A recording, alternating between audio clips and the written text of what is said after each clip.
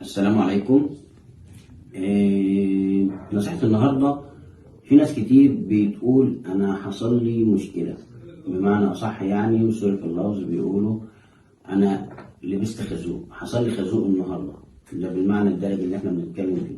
فلو حصل لك مصيبة أو خازوق اللي احنا بنتكلم عليه ده، الخازوق بيفضل موجود لحد ما في حاجة من الاتنين بتحصل، يا إما تتعلم درس يا إما في حاجة جواك بتتغير. طيب، طول ما انت ما اتعلمتش الدرس ده او ما فيش حاجه من جواك اتغيرت، انت وقعت خلاص، مش هتقدر تقوم.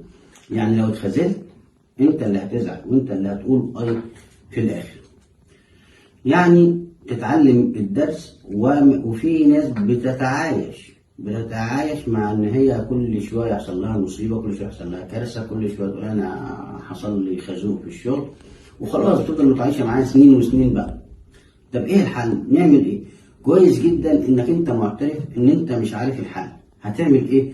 تروح لناس عندها خبرة حياتية اكثر منك، ناس عندها خبرة حياتية. طب الناس دول لازم يكونوا اعلى مني مهنيا؟ لازم يكونوا اعلى مني علميا؟ لا طبعا.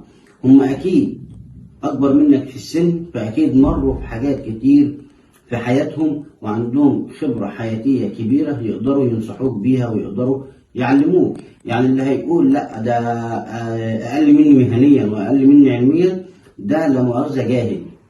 فلازم تروح لحد اكبر منك عنده خبرة حياتية اكتر، حتى لو هو اقل منك علميا وحتى لو هو اقل منك مهنيا.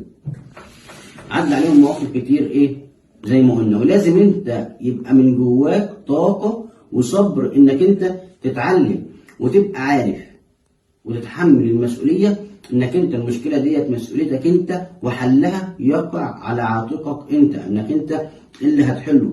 ولازم تطلع بدرس في الاخر، وساعتها بس هتعرف قيمة نفسك وهتعرف تعلم نفسك بنفسك وهتحب نفسك. ولازم في الاخر خالص هتكون عندك فكرة ان انت يبقى عندك سيلف اويرنس.